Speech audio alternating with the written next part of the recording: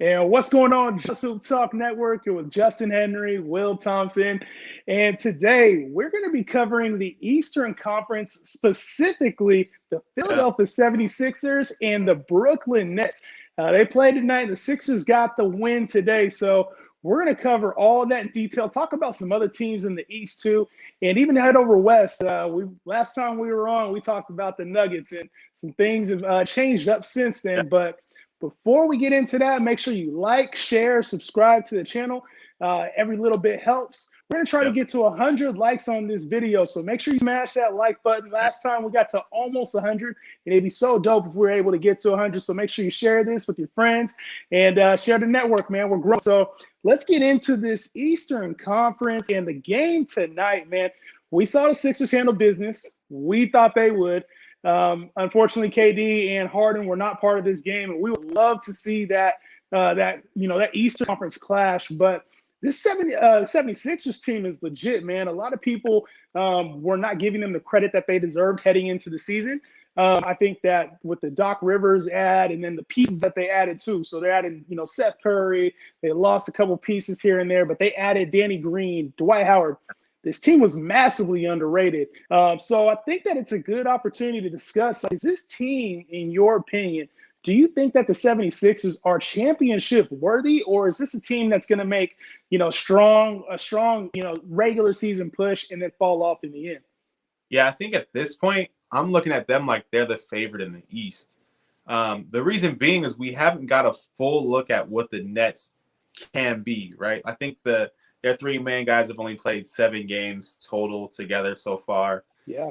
It seems like they're almost purposely not playing them together. It seems weird that they're all out at different times. You never see. It's rare that you even see 2 of them together at the same time. Right. Let Right. alone all 3 of them. And so until we are able to really see it and see it over a span of a good amount of games, we just don't know, man. But we know what the Sixers have been building, and it looks good. They added some shooting, which I thought, they really needed, and they added some size and some depth.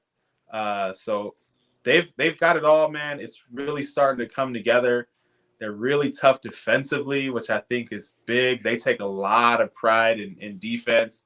I saw Ben Simmons I can't remember when it was recently, give Luka a really hard time. You don't see a lot of people like making things tough for Luka. So Ben Simmons seems like he's really taking defense personal, and it seems like the rest of the team has kind of adapted that mentality as well. And just looking at the East, they look like the favorite, man. Like they look like they should be in the Eastern Conference Finals, if not the NBA Finals this year. Well, everybody's going to say, oh, the Nets are the favorite. Obviously, they got the front runners. They got, Harden, KD, Kyrie, Blake Griffin, LaMarcus, like they have the whole squad. So it looks on paper like, all right, these are the guys that are going to win it. But when you start to really look at it, like the Sixers aren't even slouch. You know what I'm saying? They're not a slouch. Like they have 3 all-star caliber players on their team. Yeah, I know Tobias didn't make it, but he should have been an all-star this year. With Embiid, Simmons, and Tobias Harris, like that's a strong big 3, is stronger than people are giving them credit for. And then when you start to build other pieces around that, when you get a Danny Green, a Dwight Howard, a Seth Curry in there, you're talking about really valuable pieces for a championship run, players with veteran experience. And this team needed that. Like they've been going this whole time, and they had I think JJ Redick was like their and Al Horford were like their veteran pieces. But now it's like they add really pieces that have seen a championship, that just went on a championship run, and you add a coach like Doc Rivers, you add a Daryl Morey, gets the right pieces in there.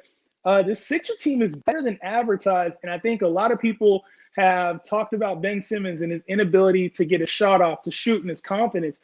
And it's like you see that it really doesn't matter with this team because of how good they are and his push for Defensive Player of the Year. I like what Ben Simmons has done this year, and he hasn't taken the offensive step we all thought he would take coming into the league, but he's really owned up to his role there in the Docker system. And we've seen Embiid. I didn't know Embiid had another level, but he took it to a new level this season. Yeah, it's been really great to see Ben Simmons just kind of being Ben Simmons and being comfortable and being okay with that. I think Doc has really freed him up and allowed him to just be himself and not put that pressure. He's still young, man. He's super young. and he does what he does really well. So you don't necessarily have to go out and do something else that you don't do well. Like, do what you do really well. You play defense really well. You distribute. You get other people involved. And you get to the basket and you finish. I mean, that's a huge part of the game. So do that and do it well. And it's worked really well for them. Just kind of spinning off on this and looking at it kind of big picture. What do you think this means for like Doc Rivers? I think about Doc Rivers a lot as a coach and kind of his legacy. You think is this important to him? I think it's important to him, man. Like I think he's taking this as an opportunity to really solidify because people question him a lot. I know I did. He had Kawhi, Paul George. He's had the big three in Boston. Like he's kind of been gifted everything, and to be honest, he's really been gifted a nice little setup here in Philly. It's when you got the superstar power and you're bringing over a system that's really player friendly for these guys. I think the pressure is more so going to come in the playoffs. Yeah. We've seen him have great regular season. We've seen him take stars, and he's kind of had that Phil Jackson approach where he takes stars and just lets them be themselves, lets them be the best version of themselves, which has worked for him. But we haven't seen a lot of the championship results we expected to see him. He did good in Orlando. He did okay with Clippers. Obviously, he won one with a hand-wrapped, hand-gifted championship there with the Celtics with that big four they had. But with this Philadelphia 76ers team, I feel like they have a lot of hurdles to get over. They got the Bucks still that are out there in the East. Yep. Obviously, this Nets team is stacked. So when I look at what Doc Rivers is going to be able to do here in this next season, this will be a big testament to what he can do. Yep. He gets them over the hump, Eastern Conference Finals or Finals. I think Doc Rivers starts to get some of that love back that we lost for him last year, and the reason that he can, Yeah, so far I think this Sixers team has really crumbled when it comes down to like the nitty gritty, when the expectations are high, when people are expecting them to do well or perform well in the playoffs, they just haven't, man. Like things have happened, whether it's injuries or them, the shot that Kawhi made. Like this team has been, for the most part, a letdown. And so there's a lot of, I think, reputations kind of moving forward, players' legacies. This is an opportunity, man, for these guys to shake off the old stigma. It's an opportunity for Doc to do the same. There's a lot on the line, man, and that's what's going to make this really interesting for the Sixers. It's more than just, let's see if they can make it to the finals. Like, nah, man, people got something to prove, dude. Like, there's a lot going into this. Yeah, and we talked about this in the past with Ben Simmons and Embiid. They've been hurt, like, in crucial times of the season. Yeah. Obviously, Embiid is just coming back from an injury now, so hopefully he's ready to make this playoff run. We want to see them at full strength because that is a series in itself with the Nets, with the Bucks, with the Heat, like the Celtics even. Like there's a lot of teams that we see some really good Eastern Conference play here. And I want to talk about the Nets before we move on. This team, you mentioned it a little bit earlier. We haven't really seen a lot of them together. We haven't seen the big three on the court at the same time. And it's like, is that going to become an issue in the playoffs? You have the big three, right? We obviously know what they're also on the court. We've seen them blow teams out altogether. Yeah. But in a 7-game series, when you have a chance to plan for these guys, when you have defensive teams like the Sixers, the Heat in your backyard, like that actually match up really well, is this going to be a problem for them moving forward? Because we saw this with the Heat that first year. They had the big three, and they struggled out the gate. You think the same thing's going to happen with these Nets? Yeah, I mean, we don't even have to look that far back. We can look back at last year and look at the Los Angeles Clippers, man. They played this game all season long with, this guy's out, this guy's out. Every time there's a big game on national TV, all of a sudden somebody's out, right? So we never really got to see who the Clippers were at full strength. And here come the playoffs, and it looks like these dudes don't even like each other, So, like, it's true. We've kind of seen this happen, and it makes me concerned for sure, because as soon as the playoffs come in, the pressure changes, things change. Like these dudes it's all good now. Like, hey, it's all no big deal. Like, we get the next one. But as soon as the playoffs come around, mentalities change, attitudes change. And if they're not like together, or they're not on the same page, and they haven't had the experience, and they don't even, they don't know how to talk to each other or talk to the other guys on the team, if you're trying to do that in the midst of a playoffs run, yeah, I mean, that presents a lot of challenges. And so I know they're super talented. I know they have a lot of experience, but there's so much more that goes into it. And we've seen it, man. We've seen it, like you said, with the Heat. We saw it with the Clippers. When teams try to just put it all together at the last second, it doesn't always work, man. And the one mystery to me, I think we talked at the beginning of the season. We said, KD has this Twitter stuff going on. Obviously, we saw that come to fruition with Michael Rappaport. We saw Harden actually kind of change the narrative about himself, put himself in the MVP conversation. He's taking a backseat to these guys.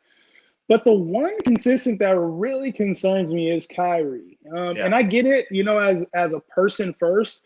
If you got to take care of your mental, you got to take care of whatever you have in your own mind, in your own situation, that's fine.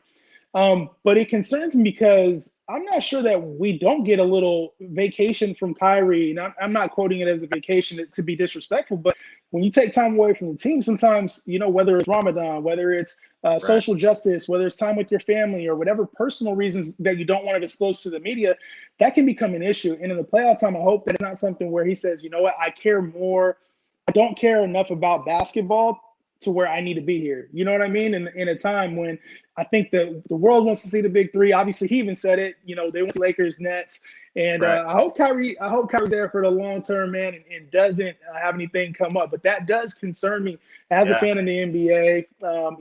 And just in general, I want to see him on the court, but obviously he's got to do it. He's a man. He's a man first. You got to do what you got to do. I hope we see him on the court, but it does concern me for this Nets team. Staying in the East for just one more moment, I want to talk about a team that is on the rise that we almost wrote off. We almost wrote off this team, and that's the Boston Celtics. Yep. The Boston Celtics are making a bit of a comeback after you had a trade deadline deal where they, obviously they let Robert Williams start to become the prominent big down there, and they didn't make any other real big moves outside of getting Evan Fournier. Talk a little bit about this Boston Celtics team because they are on the rise, and we're seeing Jason Tatum actually come out of this with different COVID symptoms than we even heard of and knew about, saying that he's really fatigued and having to use an inhaler now. But it seems like things are clicking for this team. Yeah, it's something that we talked about them early on, but we didn't talk enough about just the injuries and the guys being out. Everybody's been dealing with injuries. And so we kind of just wrote it off like, yeah, everyone's dealing with injuries. But this team, they're not super deep, man. So one or two injuries set the whole thing completely off. But when they're all back and healthy and together, you look at the lineup and you're like, man, this team is good, man. They look like they should be a contender in the East. Yeah. The problem comes when their main guys leave the court and you start to see the bench and the lack of depth. But there's top 5-6 guys are legit, man. And they really, when they're hitting, they look like one of the better teams in the East. They really do. And when Jason Tatum is playing like Jason Tatum and Jaylen Brown is contributing like he can, and Kemba's knocking down shots, and Marcus Smart is being tough defensively and making the right plays offensively, they look like a really good team. I think one of the biggest differences for them has been Robert Williams, like you were talking about. Yes. He's been playing really well. He's been a force for them inside, and that's really what they're missing. It's just some kind of inside presence. So it's the Time Lord is what they call him. The Time Lord is the nickname.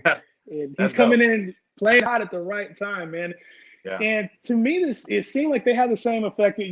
Early on in the season, we saw the Heat struggle. We saw the Raptors struggle and never kind of come out. And it's almost like there was this bubble type of fatigue that we saw from these teams coming in a little bit slow. And the Celtics, obviously, they started off hot, but then they kind of gassed out. And I wonder, the Nets are doing it right now. The Lakers have hurt players. This condensed schedule mixed with the fact that, hey, we only really got to be ready for playoffs to make a deep run. I think the teams are taking it a little bit easier. They're not being as hard on their guys. And obviously, COVID and injuries are happening a little bit more. So we're seeing a lot more thin teams. The Celtics just got to be happy they're coming together at the right time. Kemba's getting healthy. Marcus Smart is finally healthy. They added Evan Fournier. Jason's getting healthy. It's like they're now starting to gel, and we're seeing the team that we saw last year in the bubble. And this is going to be a scary team. It's going to be a hard out, especially if they're in that 3 to 5 seed. You're not going to want to play them if you're the number 1 or 2 seed there in the second round. I think what's really interesting about this situation, we talked a little bit about the bubble early on in the season, and the fact that there's a bubble, home court advantage in a way doesn't necessarily matter. Seeding doesn't matter. But because of the play-in series that are happening, that 7 through 10, teams do not want to be in that 7, bro. Like, they don't want to be in the 7th spot. No. And so we're starting to see some teams like I heard Luka talking about it a little bit with the Mavs. Like, they want to get the hell out of the 7th spot. Like, so they're competing and they're making sure that they get out of that spot. And I think being in that 7-8 range for the Celtics, which they were for a while, was maybe a little bit of a wake-up call for them too. Like, we really could end up in a situation where we could be out of the playoffs. And that's the scary thing. And so that's really been interesting. I think the Celtics started to kind of wake up a little bit, and some other teams are starting to wake up as well. Like, we got to stay the hell out of 7, man. We can't be in 7 or 8 because that's a tough situation to be in. It really is. And I think you mentioned it with even the Dallas Mavericks. We saw tonight, Luka hit a game winner, man. Back to Luka magic. Yep. And it was a stumbling variety, a little teardrop from 3, but he hit it. And these teams, I think they're starting to turn it on. Obviously, the Mavs are a team that's doing it. But you notice individual players kind of taking that next step. Like, all right, it's go time now. Like, we need to turn it up for the playoffs, or we need to fix our positioning. You're noticing the players coming back, noticing the stars starting to emerge. And one guy that's caught fire, Steph, man. Steph is back in a major way. He came back from that tailbone injury, and he's dropped, 30, 40 points in I don't know how many consecutive games, back-to-back games with over 10 threes. You think Steph is like, you think he's sniffing it like, I know they talked about, we don't want the play-in game, but you think Steph is like, don't let me catch one of these teams slipping. Yeah, I think when you look at Steph and you look at this season, you're thinking legacy, man. You're thinking, what is history going to say about Steph Curry? Last year, we understand he was out the majority of the season, so that's a wash, man. Like, I don't think anyone's holding last season against Steph Curry. But he's been healthy a majority of the season. And people have always questioned whether or not he can lead a team, whether or not he has enough to be that dude. And I think he's starting to see, like, we could possibly not make the playoffs. He started to see that kind of coming, and he turned it on, bro. He's like, no, we're making the playoffs. We're getting in that play-in series, and nobody wants to see Steph Curry in a play-in game type of situation. Nobody wants that smoke, bro. So I think he really woke up and was like, man, like, this is for his legacy. He's got to get these dudes at least into the playoffs. Really will say a lot. And it's great to see, man. It really is. And that's what, I don't know if that was the intention of this play-in type situation, but it's created a whole new, like, narrative and a whole new competitive fire at the bottom of the Western Conference that typically isn't there, man. Teams trying to get the hell out of that, and then teams fighting to try to get in. And so it's created more, I guess the Kings aren't, they're not going to make it. They're the team that's trying to get in. Not going to happen. No, they're not winning the games. They need to win.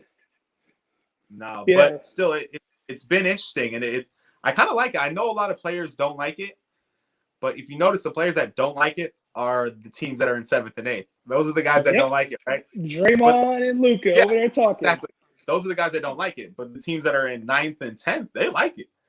The teams that are in 1 through 6, they don't care. Like, what does that matter to them? Well, it gives them some fight for, and I think the NBA did a good job. Obviously, I don't think this is something that should continue, but I think for the condensed schedule that we've had, the accommodations players having to make, COVID testing, this is a good resolution. It gives those teams who maybe had, a player that was out for 2 weeks due to injury or COVID, gives them a little bit more incentive to keep playing and show their true worth. Like, I think a team like the Warriors, even the Mavs, we expected those to be maybe top 5, 6 teams.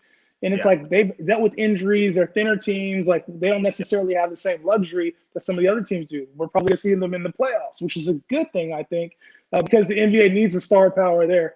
But these teams are catching fire at the right time. And it sucks because, we talk about injuries, and we saw one of the hottest teams suffer a terrible injury. Jamal Murray out for the year with a torn ACL. You never want to see that. Hell of a player, man. And it sucks because that team was clicking. They were clicking on all cylinders. It just got Aaron Gordon.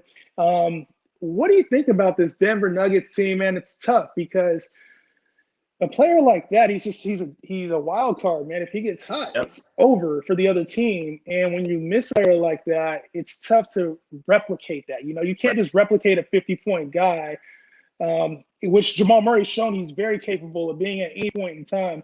What do you think about this Nuggets team, man? Because we crowned them a week ago. We said, you know what, this is the best team in the West, and obviously we have to change that now. Yeah, I think it was hard to see.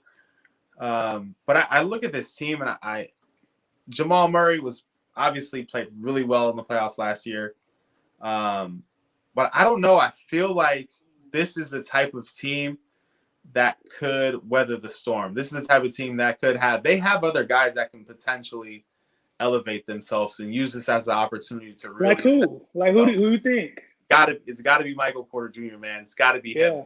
Like, I'm looking at when it happened.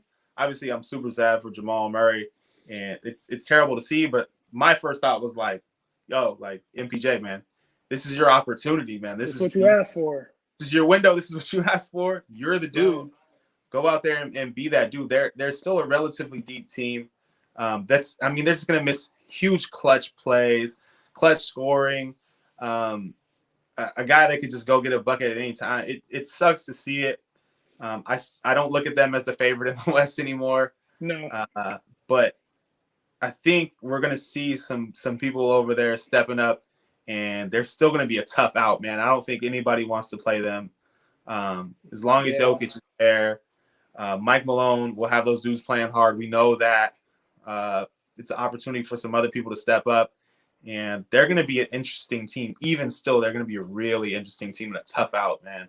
I think it doesn't help them in any way, but they'll be, instead of a team that people are gunning for, they'll almost be underrated now. It's like, they don't have Jamal Murray, so they're not the same team. And it's like, we've seen Mike Malone coach teams do things that people don't expect, especially if Michael Porter is as advertised. This could be his opportunity to be that 25, 30-point guy. We may even see some 40-point performances out of him in this playoffs because they're going to need him. Will Barton's going to have to set up Aaron Gordon, the piece that we talked about. He'd be comfortable as the fourth. We're going to see if he really has that motor. We're going to find out. Can he now become the third player, become a 15, 20-point guy that this team is desperately going to need in the playoffs? And, you start talking about these other teams, like the West is wide open now. I think Denver going out, we're going to see the Lakers come back fully healthy here in a couple of weeks, and they're going to be gassed, man. They're going to be ready to. LeBron's probably licking his chops like, things just got a lot easier now, And all you think about it, the Jazz are fluttering right now. Yeah, Phoenix has dropped a couple games, and the Clippers are starting to look strong. It's like those top 4, top 5 in the West. It's going to be a competitive battle, but I think there's no clear favorite right now, in my opinion. No, that's a great point, man. Like, as soon as you think one team kind of is taking things over, is going to take the lead, someone else falls off. We thought that all year. Yeah, someone starts struggling. I've been like kind of low key just watching the Clippers, man, and seeing what they do. I feel like this is the best position for them to be in. Not at the top of the West. No one's really talking about them. People have kind of forgotten about them. You look at the guys on that team, the personalities on that team.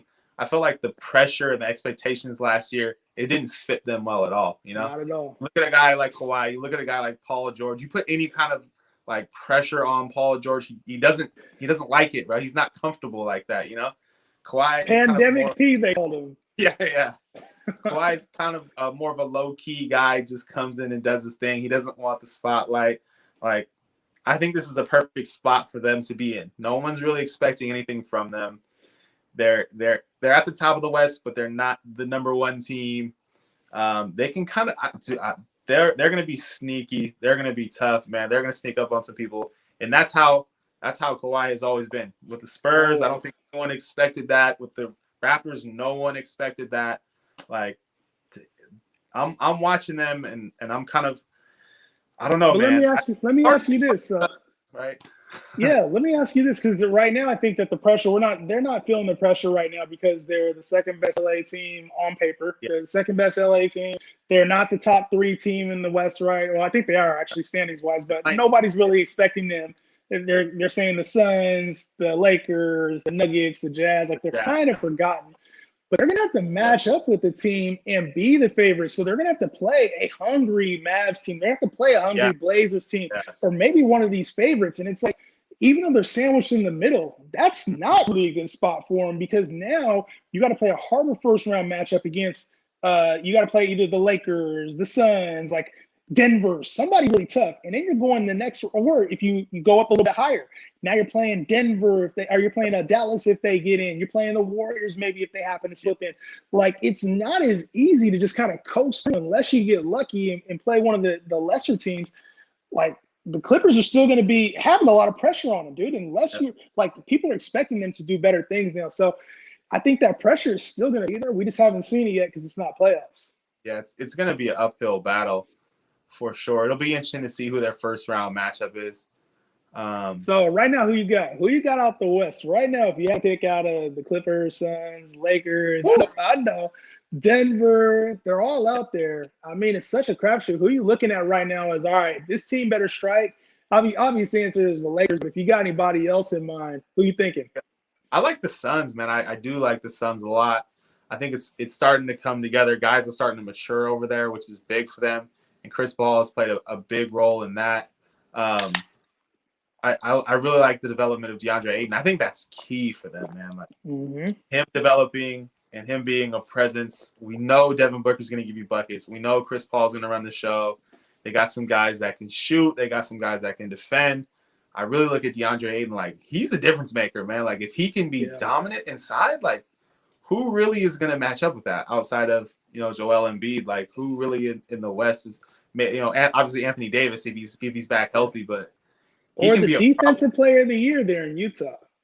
Yeah. Oh yeah, Rudy Gobert. You're right. But even still, man, I think he's a difference maker.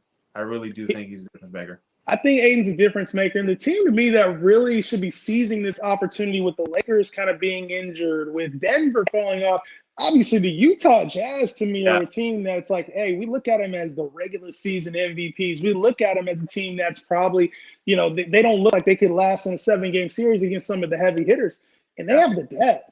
That's the one thing that they have that some of these teams do not have. They have the depth to actually make a nice run, a nice strong run. You're talking Conley, Ingles. Now these pieces that some Bogdan Bogdanovic, they weren't healthy last year going into the playoffs, and now they're at full strength. You got Donovan Mitchell. He showed out. He was hungry last year and took an L. So he's going to come back even stronger this year. To me, the Utah Jazz, I didn't have them pegged at all to coming out the West. I don't think that the firepower was there. But if they match up against the Lakers and Anthony Davis, LeBron aren't up to full speed, I'm sure they will be. But if they're not, that's the team to me now. Like, I'm not just saying because they're the top team in the West record-wise. They look like the team that can last through an entire playoff season, which with this condensed schedule is going to be very important. Yeah, I think that there's one thing I like about the Jazz, and one thing that scares me about the Jazz. I like the fact that they run deep, man. Like, they play a lot of players. They got guys coming off the bench. And they got guys that can score and get buckets coming off the bench. So I like the way that they use their bench. They use their depth to their advantage.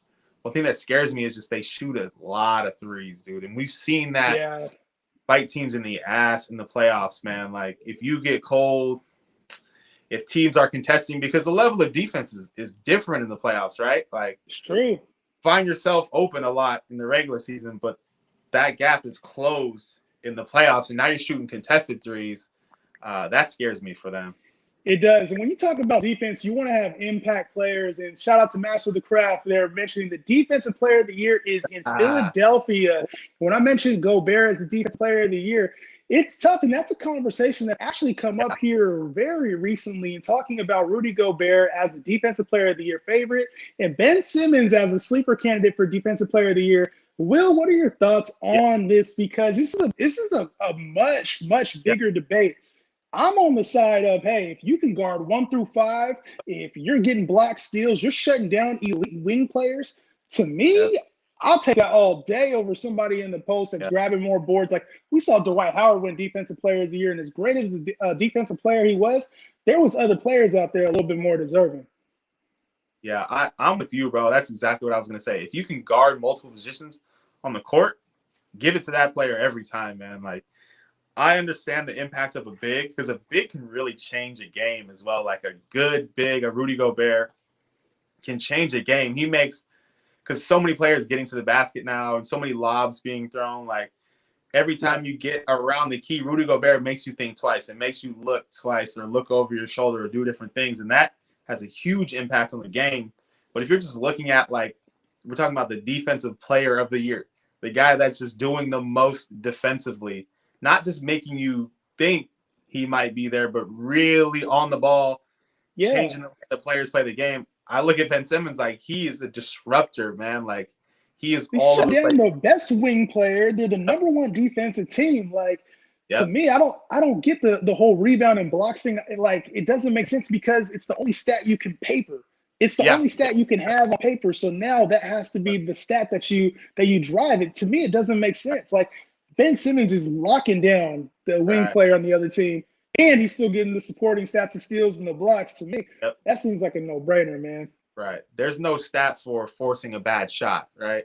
Yep. There's no stat for rushing somebody so that they pass the ball and then someone else gets a steal and they turn it over, right? Like there's no record of that, but that has a huge impact on the game, and that's what Ben Simmons is doing, like making people uncomfortable, forcing people into bad shots, forcing guys to shoot shots that they don't want to shoot or shoot it from somewhere that they don't want to shoot it from.